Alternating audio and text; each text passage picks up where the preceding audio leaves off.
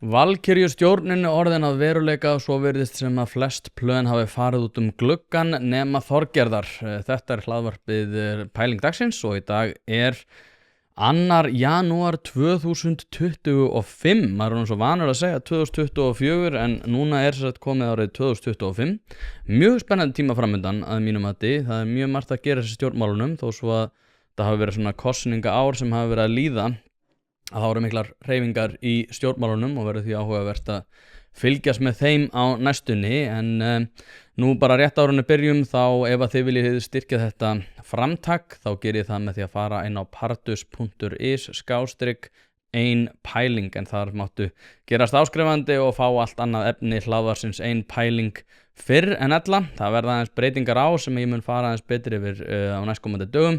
En ég hef ákveðið að opna fyrir hlaðvarpið svona að mestu en áskrifendur munu bæði fá hlaðvarpið án auglýsinga ásamt því að fá það fyrr en aðrir. En ef þú ert að horfa á YouTube þá mátt endilega gera subscribe á þessa rás. Það hjálpar mér gríðarlega mikið ásamt því að ef að þú telur að eitthvað sé hérna sem fer fram sem aðrir þurfa að heyra að þá má líka deila þessu með vinum og vandamönnum. En hérna vindum okkur í þetta. Þetta er eins og ég var að fjalla mjög spennandi og ég vona innilega að þeim munu takast vel til. Ég styð þessa ríkisstjórn í öllu sem að það er alltaf, eða þau valkyrjarnar ætla að taka sig fyrir hendur. En nú eru plönin svolítið fyrir bí eins og Kristrún lagði upp með fyrir kosningar. Þau sögðust vera með svona mikið af plönum og eitthvað svona að þessi plön í rauninni myndu svolítið svona einkenna hennar ríkisstjórn og allt væri útreiknað og fyrir séð en svo þegar að komið er í ríkisstjórn þá er staðan þannig að það er ekki hægt að plana allt í fjölflokka ríkisstjórn sem að hefði kannski mátt hafa komið fram fyrir kosningar eða svona í kannski svona smáa leiturinu í bæklingunum sem þau voru að gefa út en eitthvað hefur borið á því að það hefur verið talað svona prinsipsleysi og beinist svo gagnrýni sérstaklega flokki fólksins og það hafa verið bent á það að vefsíðu flokks fólksins hafi staðið að flokksmenn myndu standa gegn bókun 35 en síðar í svona kjölfarið kemur þetta hérna frá Eyjólfi Ármannsinni. Eyjólfur, þú fórst fyrir og fer kannski enn fyrir hópnum Orkan okkar. Mér skilst að þessi ríkisstjórn ætla að standa við bókun 35. Hvernig snerti það þig? Það snerti mig þannig að ég bara vísa það sem ég sagt í þinginu það mál og ég tel að bókun 35 að ekki við lögleidd. Hún var ekki lögleidd þegar við gengum inn í Evrópska efnahagssvæðið og við höfum verið án þessar lögleiðingar í 30 ár og ég hef langast það frá sögulegum forsendum, þessum sögulegum forsendum og líka sem lagalegum forsendum og þannig lögfræðilega og ég bara vísa til þess sem ég segi en núna á að þetta er inn í sáttmála ríkisstjórnarinnar og ég virði það samkomulag sjálfsögðu. Þannig að þegar kemur til atkvæðagreiðslu málið á Alþingi þá myndu greiða atkvæði með tillögunni? Já, ég mun styðja ríkisstjórninni í því máli. Við íslenska þjóðin getum vel lifa við þetta en við erum ekki að ganga inn í Evrópusambandi hvað þetta varðar. Við munum ekki ganga inn í Evrópusambandi í gegnum EES-samninginn. Það er alveg klárt mál. Nei, en svo er náttúrulega einnig á dagskráni að bjóða til þjóðaratkvæðagreiðslum það hvort þau að taka viðræðurnar upp að nýju. Þú lítur þá að samþykkja það líka eitthvað? Ég með samþykja þjóðaratkvæðagreiðslu að sjálfsögðu, þjóðin ræður og það er bara atkvæðagreiðslan sem verður það. Það er ekki mínum höndum þá. Sko það sem mun náttúrulega reynast vera svolítið stór munnbiti fyrir flokk fólksins segi ég á næstu árum er hversu stór yrtir flokksmenn hafa verið á undanförnum árum og þetta á ekki bara reyndar við á undanförnum árum heldur líka bara einhvern veginn á undanförnum mánuðum og hvernig svona þessi flokkur, hann var náttúrulega stofnaður undir þeim formerkjum að myndi koma til móts við fátæka þannig að það er eins gott að það gerist en þau hafa náttúrulega verið gríðarlega stórir Ásthildur Lóa krafið þess til að mynda að þeir sett neyðarlög á Seðlabankann og Ragnar Þór hefur mætt einhvern veginn á gjöfinni bæði sko náttúrulega þegar hann var ekki í stjórnmálum en núna líka í stjórnmálunum og það er einhverjir sem að tala um það að það verði sett á veðmál það hvenær hann verði komin utan flokka sem að ég ætla ekki að fara að spá en ég menna hann er samt svona maður sem að hvað ég var að segja svona svo ég orðið þetta hérna á góðan hátt líka hann svolítið stendur á sínu þó svo ég sé náttúrulega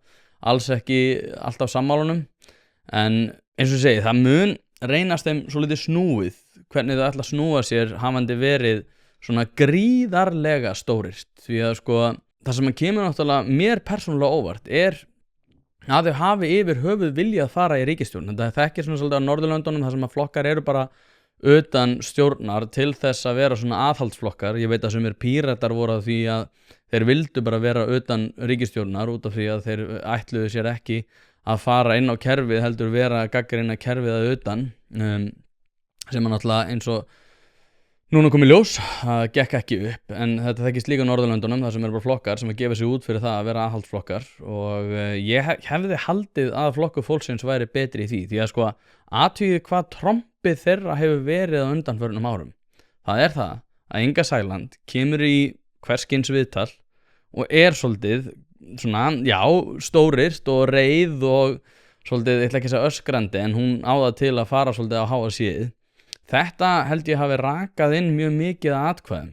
Það verður mjög sko áhugavert að sjá svona hvernig þau verða núna þegar hún komin í ríkisstjórn. Og eins og segi, þetta er bara nýtt hlutverk og ég hugsaði það reyndar sko fyrir skömmu að þegar Kristrún Þorgerður og Inga mættu á Sprengisand að sko ég ætla að leyfa ykkur nú að heyra þetta, en þú keyrir ekki á því algrími sem hún var að gera í þessu viðtali og ég ætla bara að spila ykkur stuttan bút, en allt viðtalið var einhvern veginn svona og hún á það til að vera svona í viðtölum, en núna hún náttúrulega komin í aðra stöðu og þá, eins og segi, þá getur ekki gert oft mjög, það að segja, þú getur ekki gert þetta mjög oft. Því þegar við löggildum samning Sameinuðu þjóðanna réttindi fatlaðs fólks, það mun verulega takast eftir því þegar við fáum hagsmunafulltrúa eldra fólks strax að borðinu til að kortleggja stöðu aldrara í landinu sem að margir hverjir eiga virkilega sárt að binda og eru einangraðir heima í bara vondum málum.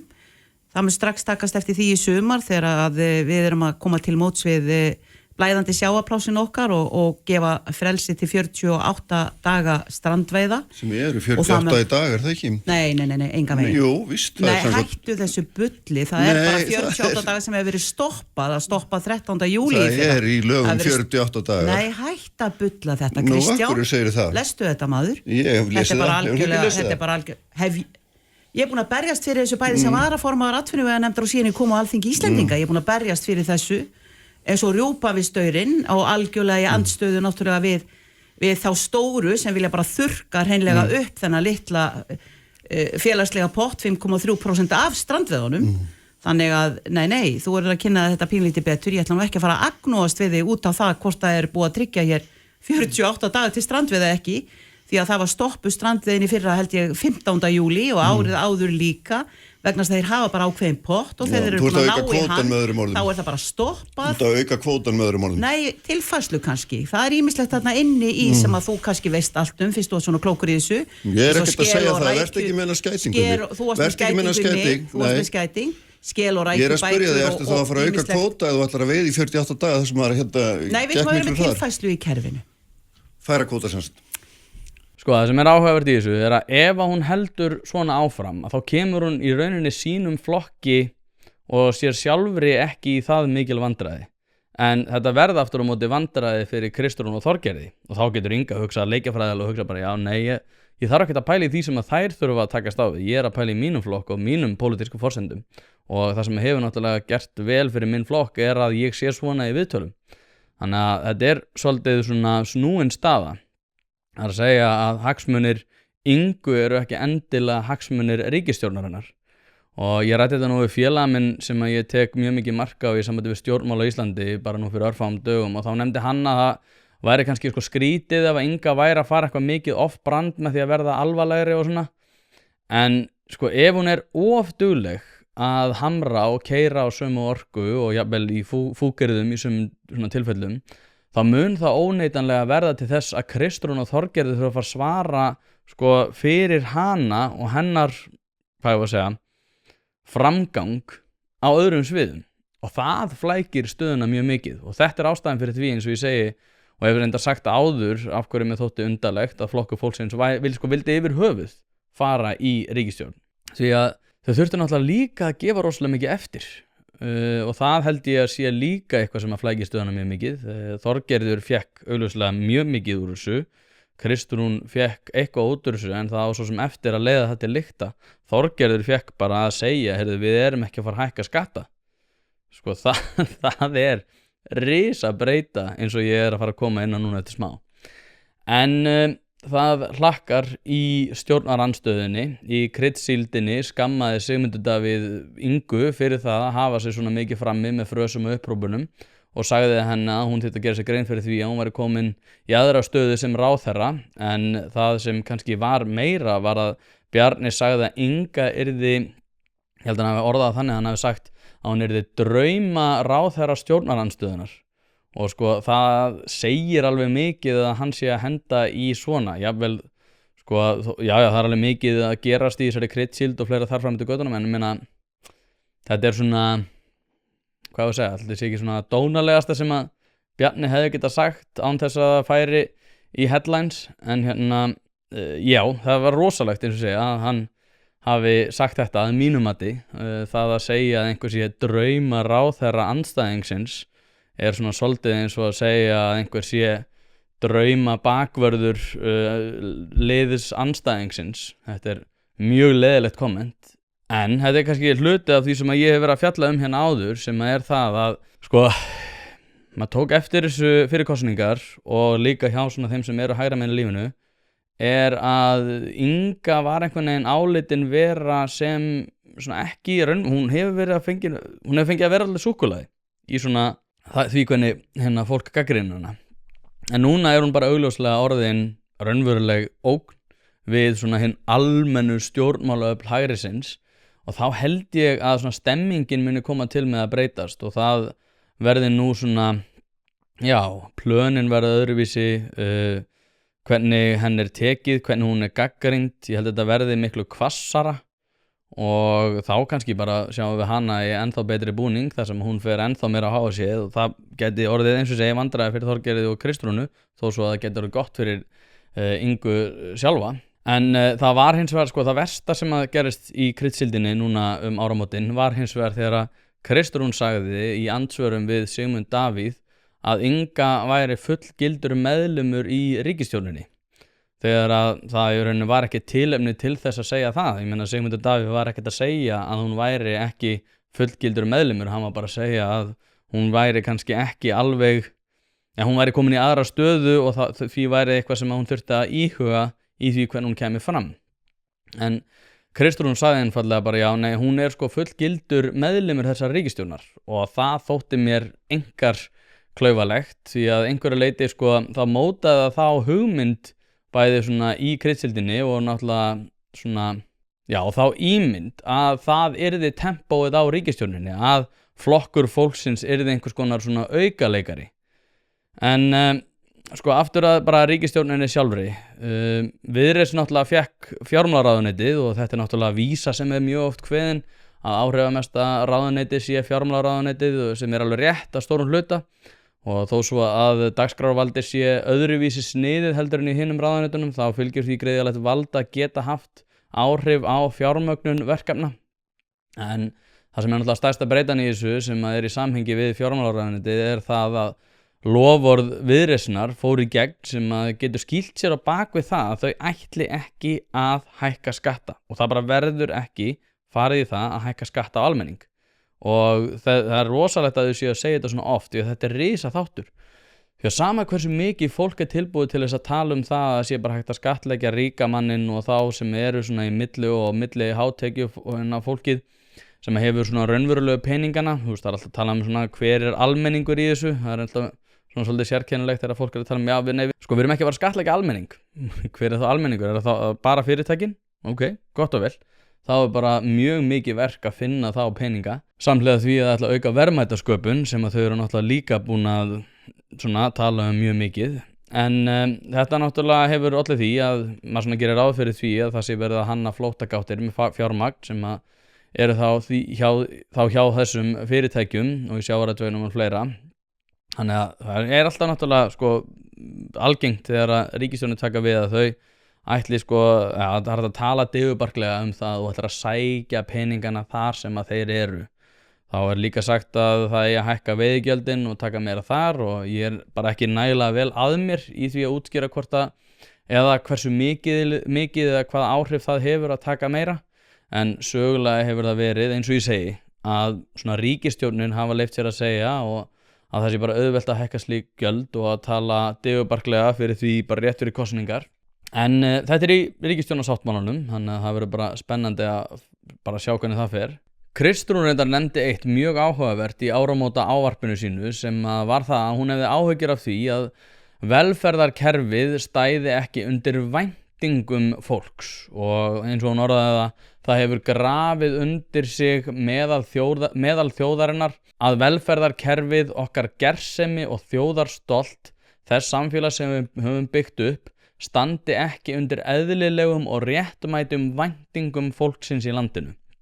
Og þetta ekki aðeins tilfinning, heldur blákaldur veruleiki margra og svo endar það og síðan talar hún að hún sé, að það sé hægt að sækja þessa peninga úr hagkerfinu og fleira þar fram til götunum. Og nú ætla ég alveg að setja fyrirvara að þetta auðvitað kemur úr frjálshyggju ranni, því að ég frjálshyggjumegin í lífinu, en eins og allir heiðvirtir hægri menn að þá vinn ég hjá henni opinbera og einmitt á velferðarsviði sem að hún var með að tala og ég líka sit í kjaranefnd Samekis sem stærsta aðildarfélag BSRB og eins og segi, ég hef náttúrulega nefnt að ég elska að vinna með fötluðum og þjónustan hefur batnað mikið frá því að ég byrjaði en hún hefur ekkert orðið miklu betri svona allra síðustu árum þrátt fyrir það að hún sé orðið miklu dýrari og ég sendi reyndar fyrirspurn á Reykjavíkurborg fyrir einhverju þar sem ég spurði einmitt fjölda starfsmanna hjá Reykjavíkurborg á velferðarsviði og þróun í þeim efnum, þar að segja starfsmanna fjölda og þá kom í ljós að starfsmönnum fjölgaði á milli 2019 til ársins 2023 og þetta sikkor maímánuðurinn þessi ár úr 1800 í 2389 starfsmenn eða 32,7%. Þessi bara þriðjungsfjölgun sem alveg ótrúlegt og það var þetta nefnt í svarinu líka að þetta hefði gerst út af það hefði bæði verið bætt við ýmsum úrræðum sem hefði verið komið á fót og svo hefði náttúrulega líka verið fjölgun starfsmanna út af þeim breytingum sem hefur orðið á starfsmenni. En við þetta má reynda bæta sem kom reyndar ekki fram í þessu svari að risa breyta náttúrulega sjálfsögðu stytting vinnuvikunar sem olli miklu fjaðrafóki meðal stétta sem eru á sólarhringsvakt en vandinn aðalega sá að við stöndum í hagsmunabaráttu, það að segja fólk sem í því að standa í hagsmunabaráttu fyrir vinnandi öfl í velferðarkerfinu eru aðalega að berjast fyrir því að fá meiri réttindi og vinna minna fyrir meiri pening. Það bara staðreynd. Þannig að þessi hugmynd það að sé hægt að bæta þjónustuna sjálfa, ég vil meina að það væri stríðsyfirlýsing á hendur stéttarfélagana og núverandi kjarasamninga sem að hafa mótað hvata þar sem að fólk hefur hag af því að fara í langtíma veikindi og vinna minna.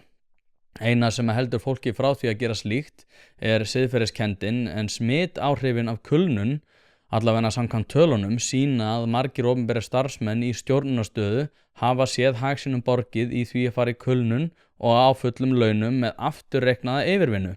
Það er að segja, þau fara í frí á fullum launum samhliða því að fá full laun, bara öll launin sín, þá líka afturreiknuð yfirvinna, aftur í tíman. Þannig að þetta ekki bara full laun, þetta full laun miðað við þá vinnu sem að þú hafðir unnið áður. Þannig að þú ert að fá, getur haft gríðarlega mikla tekjur af því að fara í langtíma veikindi. Og eins og segja, allt sem að við hefur komið í kjarasamningin, út af því að ég núna í vaktavinnu starfsfólk sem hafði hag af því að taka yfirvinnu út af því að kaffitími, ég veit leiðilegt þras en þetta meikar hann sens þetta smá.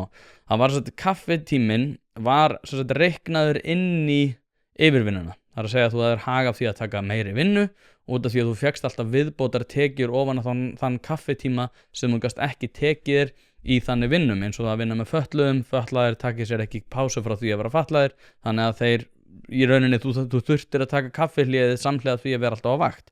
Þar af leiðandi var það reiknað inn í.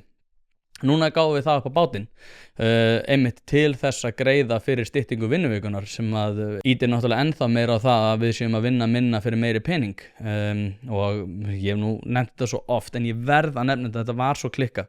Árið 2023 var farið í kjarasamninga þar sem að laun hækkuðu 10% samhliða því að við unnum 10% minna út af því að stytting vinnuvikunar var full innleitt til þess að gera hvað? Jú, til þess að takast á við 10% verðbólgu.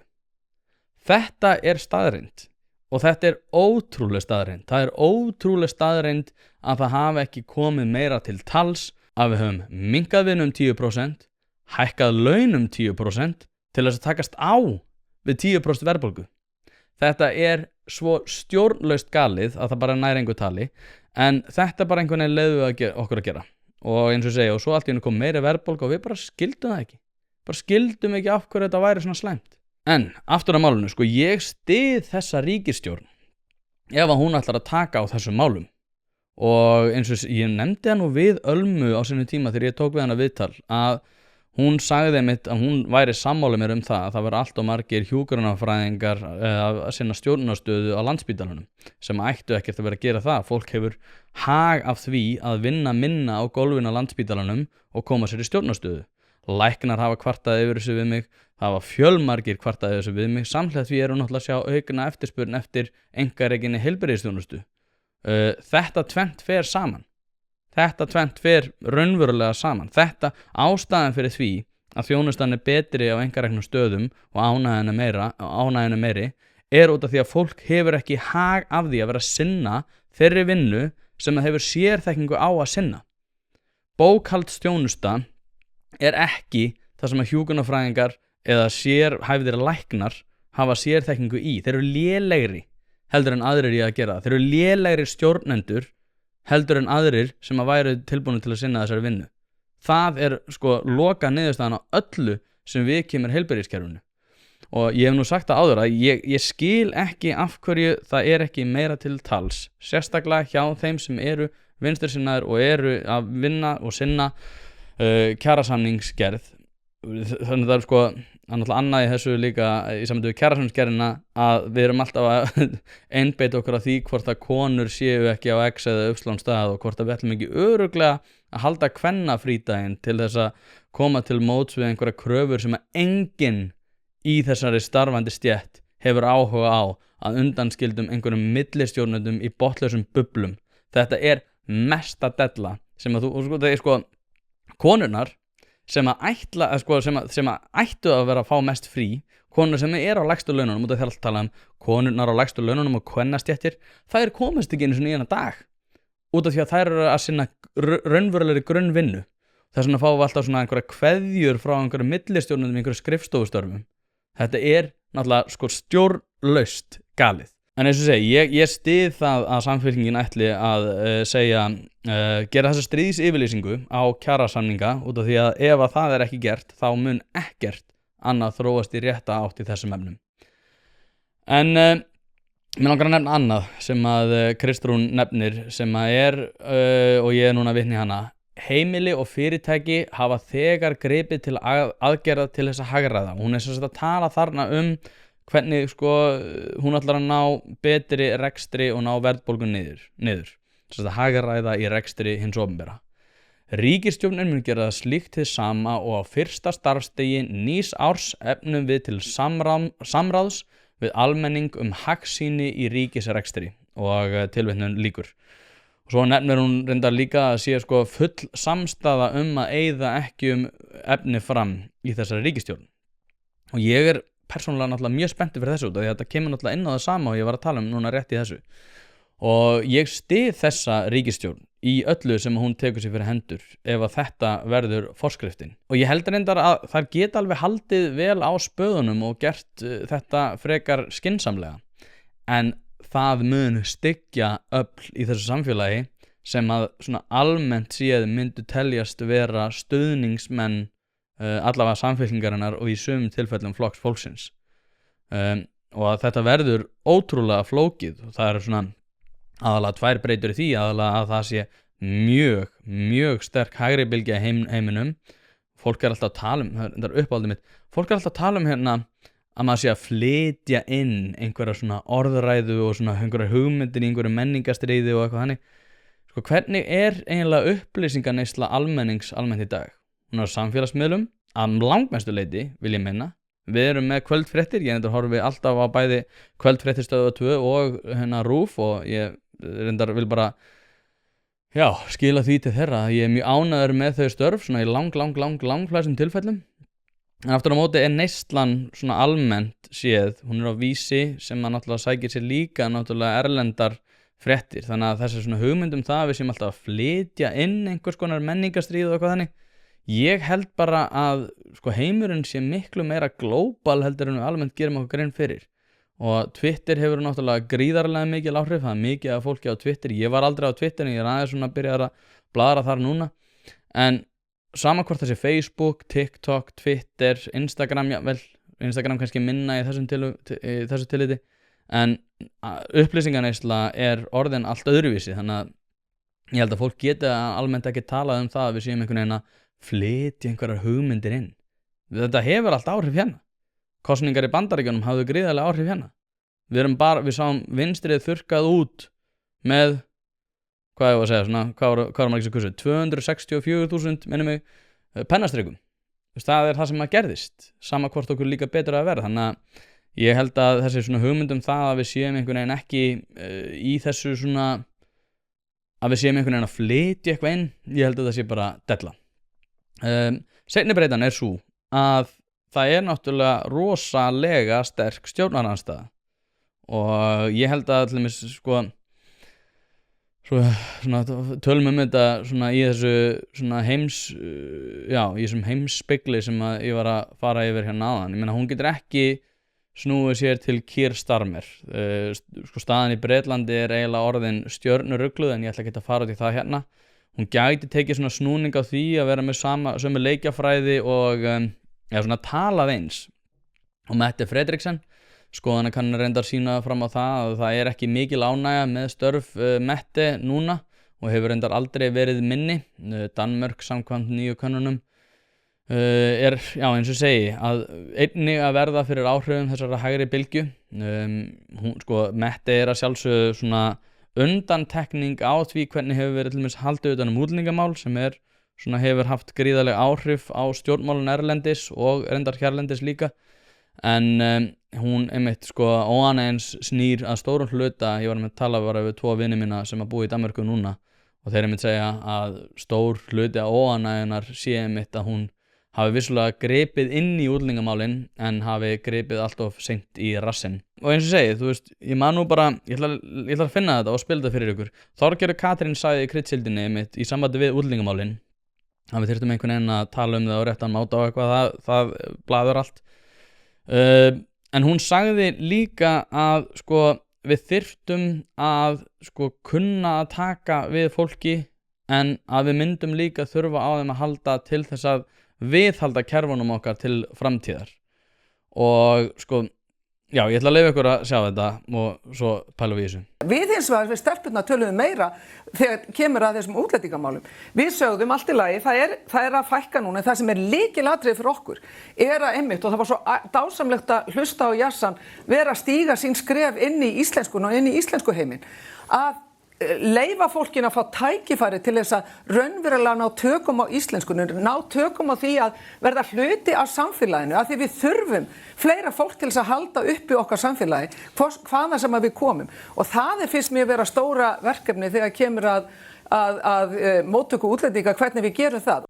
Þetta náttúrulega algjörlega ósjálfbær málflutningur og bara pínu svona, já, ég ætla að leyfa mér að segja áhyggjefni. Hún segir þarna að stóra verkefnið sé að við þurfum að fá fólk og gera það vel til þess að halda uppi öllum okkar grunnkerfum. En málið það að nýr utanríkisráðherra veit alveg að þetta ósjálfbært og hún veit að þetta verður mjög erfitt fyrir þessa ríkisstjórn. Eins og ég búin að reynda að segja mjög oft að það verður rosalega erfitt fyrir þessa ríkisstjórn að halda uppi því, já, hvað ég að segja, ánægju meðal þeirra kjósenda og það verður margfalt erfitt að vera í ríkisstjórn núna heldur en hefur verið á síðustu árum. Hún sagði líka hún sagði á einu tímapunkti í kryddsildinni, ég ætla ekki að sýna ykkur það en ég man bara, hún sagði hérna þegar það var svona rósringur og þá sagði hún við Bjarna að núna þegar hann væri komin í stjórnarandstöðu ætti hann ekki að breyta sér og hann ætti ekki að breyta sér fyrir einhverjar svona stundar vinsaldir eða eitthvað þannig. Og mér finnst alltaf áhugavert að ræða þetta í þessu ljósi því að Þorgerður sko, það sem hún er að gera þarna að undirbúa sig fyrir hið óumflýjanlega og hún gerir sér fyllilega grein fyrir því að hún að fara að takast á við ótrúlega erfið verkefni til að mynda útlendingamálin að einhverju leyti og náttúrulega hennar kona, Obba, náttúrulega orðin dómsmálaráðherra, Þorbjörg Sigríður og þú veist, ég veit ekki, ég ekkert að segja að ég sé með lausnin á þessu endilega en þetta ósjálfbær þróun að ætla til dæmis bara, ef við tökum bara tungumálið og menninguna, svona íslenska menningu og öðru samhliða svona því, að með því að sko taka inn fólk til þess að halda öllum kerfunum uppi, að þá það sko þannig að ég tók bara saman tölur þetta, að ef að málefnum útlendinga verður haldið eins og það hefur verið gert undanfarin ár, að þá verða Íslendingar í minnihluta eftir 10 ár.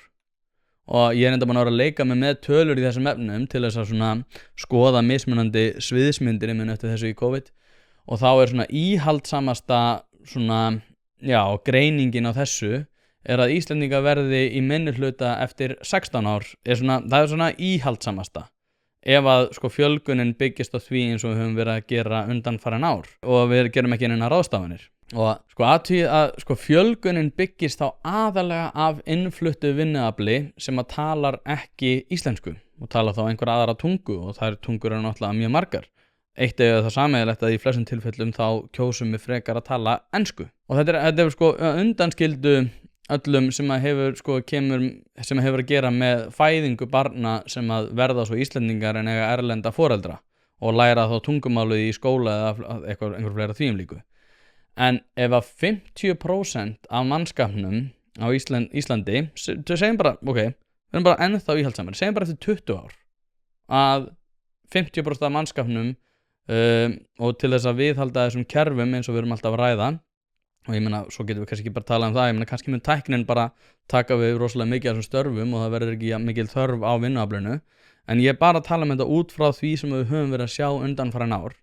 Ef að 50% eftir 20 ár að mannskapnum talar ekki íslensku og Íslendingar eru jafn tilbúnir til þess að tala ensku á öllum þeim stöðum sem þykja þjónustu og við höfum séð undanfarin ár samhliða því náttúrulega að PISA-kannanir koma verr og verr út þá það nokkuð fyrir séð að tungumálið myndi enda sem einhvers konar latína eftir örfá áratugi eftir það.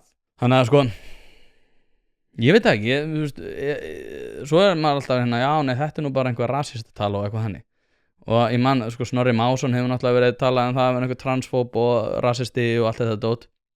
Ég held að slík gagnrýni sé bara búin. Við sáum hana kosna út við vitum alveg að þetta og þetta eins og segja, ég veit til dæmis Þorgerður mjög klár og hún mjög hæf þess vegna ég persónulega svolítið spenntur fyrir þessa ríkisstjórn. Ég er búin að vera að tala um það að Kristrún sé mest spennandi breyta í íslensku stjórnmálum í áratugi sko áður en hún kom á þing.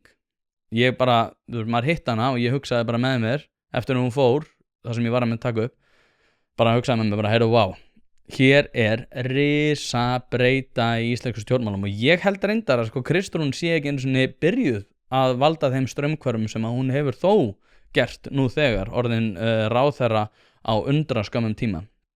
Þannig að eins og segi, ég mjög spenntur fyrir þeim og ég líka pínu ánægður með að þær séu þannig til þess svona þetta ekki, þú veist, þær eru ekki neini bjánar sko. Það eru mjög klárar og svo náttúrulega get ég halda áfram að tala um fleiri í þessari ríkisstjórn þegar ég mjög hæft fólk hana.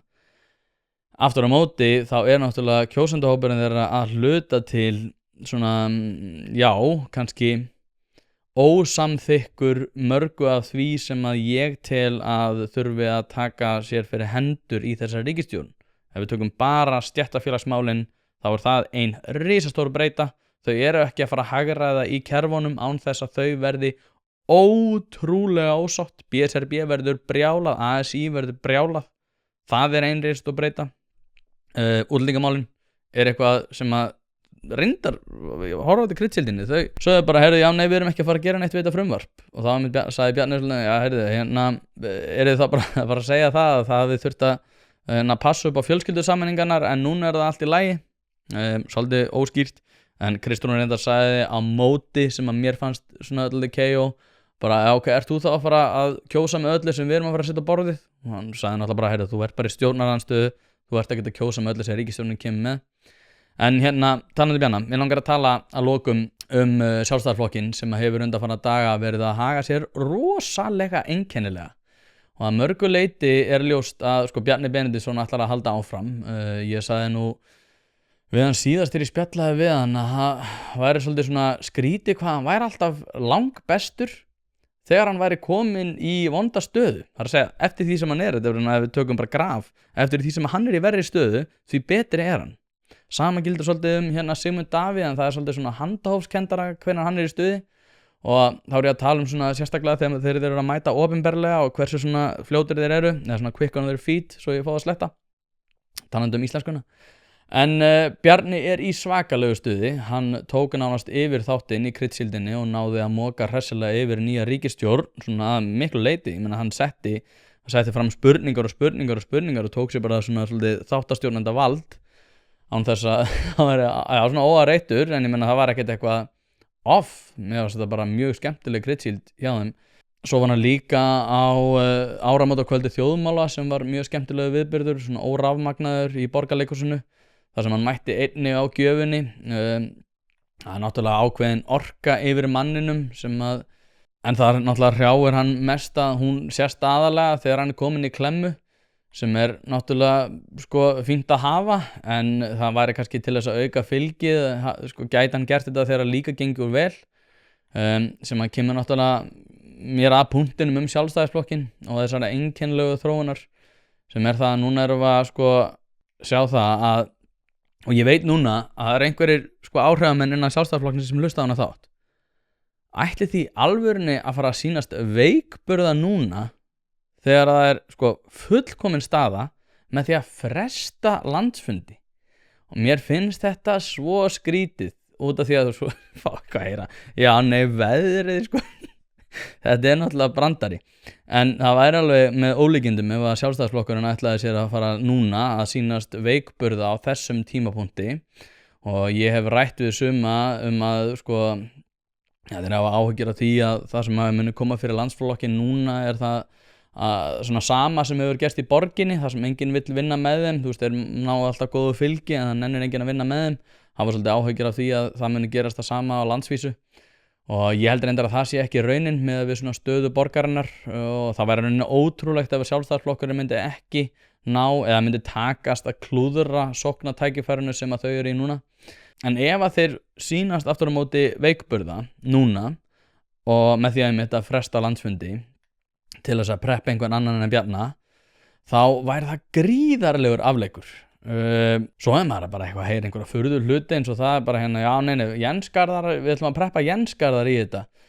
Og ég bara hugsa, Jens Garðar að fara að taka við af Bjarna? Sko orkan sem Bjarni sína núna, ég held að þú veist, það ekkert eitthvað til að vera leiðilegur við Jens Garðar, hann eflaust ágætur, en orkan sem Bjarni sína af sér núna, það eru ekkert sérstaklega margir sem að geta svona hoppa í þessa skó, og það myndi örugglega verða ennþá verra ef þið myndi fresta landsfundi í hálft ári eða eitthvað annað. Þannig mér finnst þetta rosalega skrítið, en ég bara auðvitað ég ætla ekki að fara að segja ykkur hvernig þið að gera þetta, en ég held að, eins og ég held að þetta gríðarlegur afleikur. En ég var á þessum þjóðmálakvöldi þannig, áramótakvöldi, sem órafmagnað, þannig að þátturinn verður ekki yfir út, þannig að ég ætla ekki að fara grúndugt í nákvæmlega hvað fór fram. En Bjarni aftur á móti sko, kom inn á mjög áhrifavert, sko, ég skrifa þetta niður hjá mér, hann kom inn á mjög áhugaverðan punkt sem var það að sko, skilgreiningavaldi verður rosalega mikilvægt á næsta árum. Og ég búinn að vera að svona pæla ótrúlega mikið í dagskrárvaldi. Dagskrárvald hefur náttúrulega verið það vald sem hefur haft hvað mest áhrif á stjórnmál á Íslandi undanfarna áratugi. En dagskrárvaldið svolítið horfið út af því að það enginn sem með það enginn sem hefur sömu stöðu eins og blöðin gerðu eða stóru fjölmiðlanir í því að þú getur komið hlutum á dagskrá. Það sem núna mikilvægara skilgreiningavald, og Bjarni nefndi þetta á þessu kvöldi þar sem hann nefndi að núna væri það sko stjórnarandstöðunar að skilgreina ríkisstjórnina. Það að segja Viðreisn Samfylkingin og Flokkur fólksins þurfa núna að verða skilgreind af stjórnarandstöðunni sem Miðflokkur, Sjálfstæðisflokkur, Framsókn og einhverju fleiri. Þetta verður gríðarlega stórt mál. Og þegar núna, þegar það eru ekki 9 flokkar alþingi, þá eru miklu skarpari skil á milli allra þessara hópa. Og ég held núna að ef að Sjálfstæðisflokknum, og þetta kemur inn á það að fresta landsfundu og allt þetta og vera eitthvað að karpa það í nokkra mánuði til þess að geta tekist síðan á með Jens Garðar þannig eða einhvern til þess að takast á við stöðuna. Ég held að það veri gríðarlega afleikur. Bara taktu þetta kassanbjarni, þú er aldrei verið sterkari, farðu bara og ef þú vinnur þá vinnur þú.